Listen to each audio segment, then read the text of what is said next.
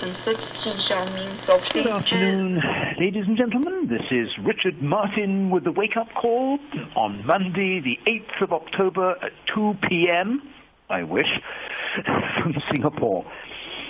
Well, today I want to introduce you to an idea which most of you have probably never even considered, but it will explain why the United States has probably reached the high point of its existence for a very, very long time indeed.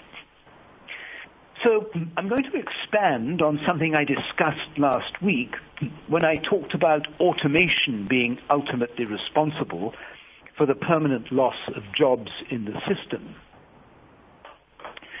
To say that this is frightfully serious does not do justice to the definition of the word frightfully, but I invite you to examine the overall implications of an entire economy which removes jobs for the first time in history.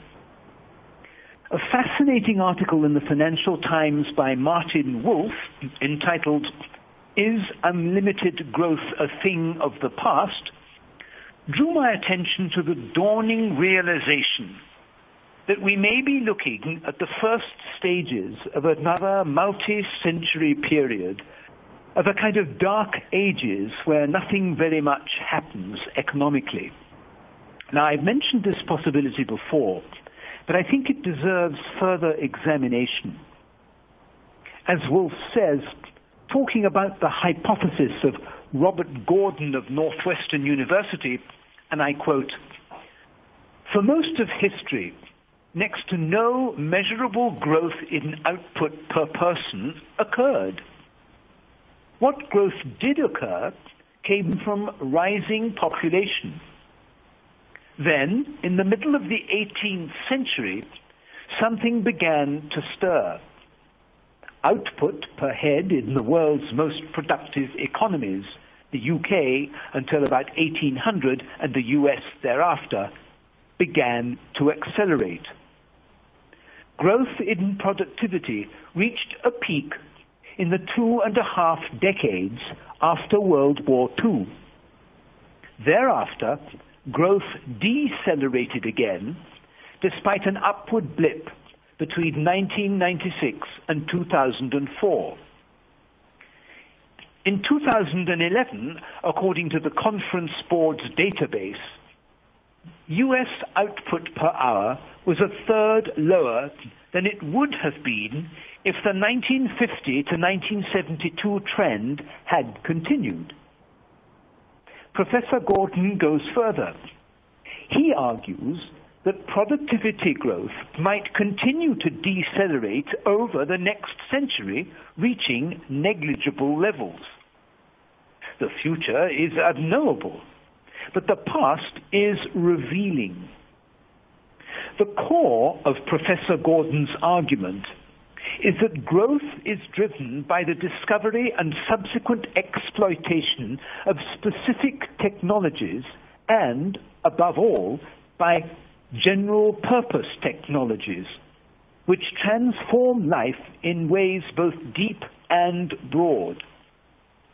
The implementation of a range of general-purpose technologies discovered in the late 19th century drove the mid-20th century productivity explosion, Professor Gordon argues.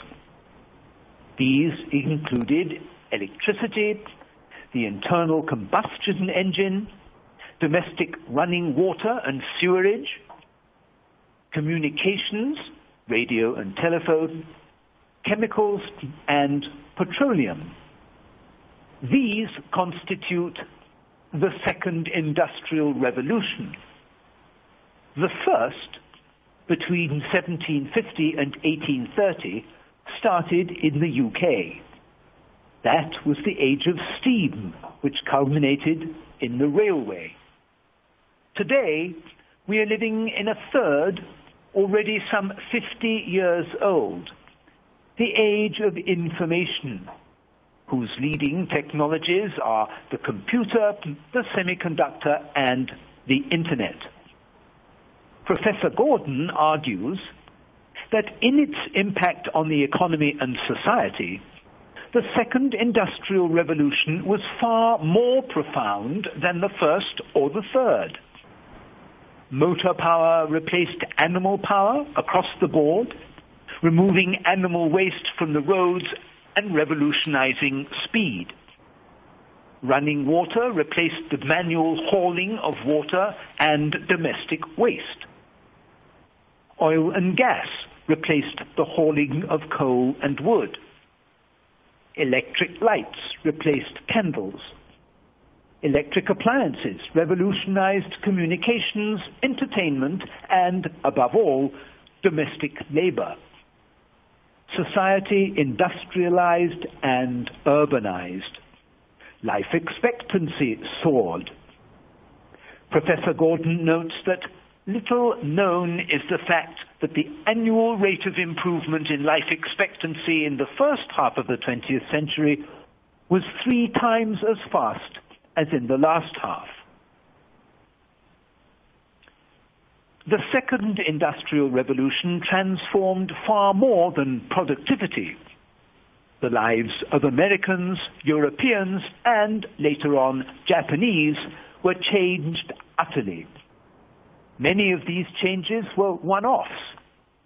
The speed of travel went from the horse to the jet plane. Then, some 50 years ago, it stuck.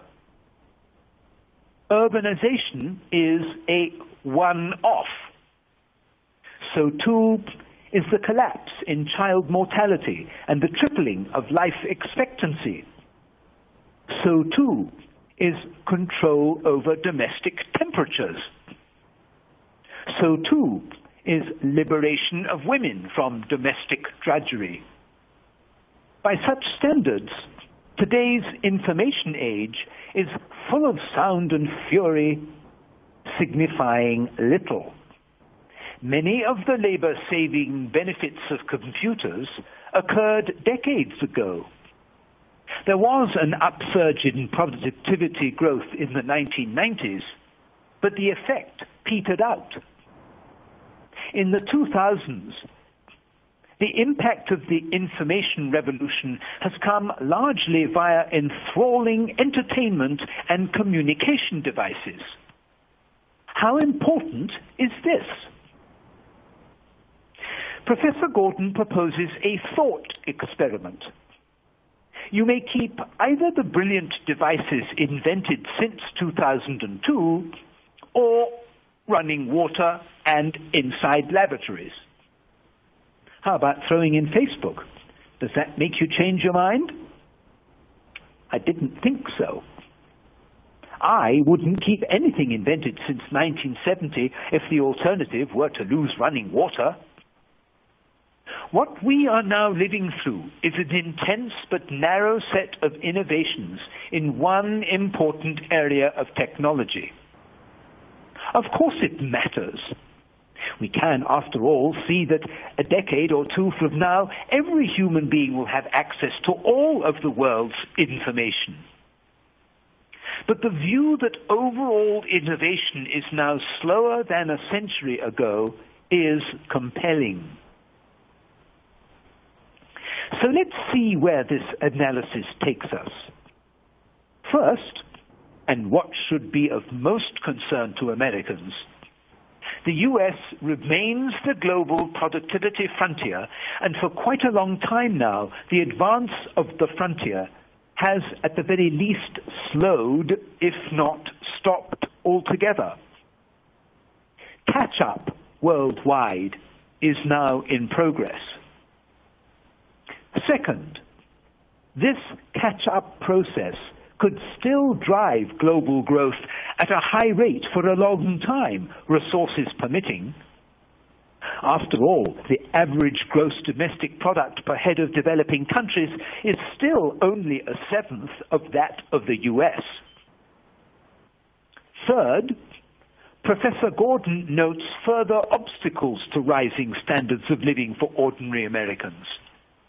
These include reversal of the demographic dividend that came from the baby boomers and movement of women into the labor force, the leveling off of educational attainment, and obstacles to the living standards of the bottom 99%.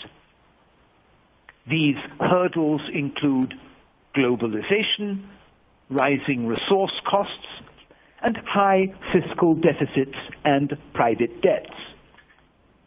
In brief, he expects the rise in the real disposable incomes of those outside the elite to slow to a crawl. Indeed, it appears to have already done so. Similar developments are occurring to a lesser extent in other high-income countries.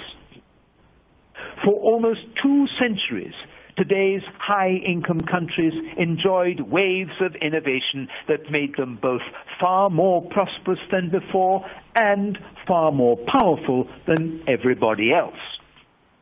This was the world of the American dream and American exceptionalism.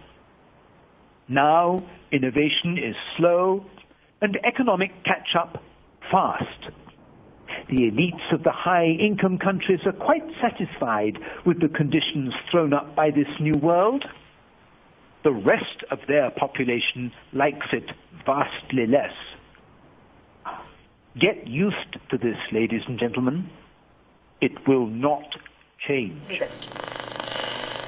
لقد تحقق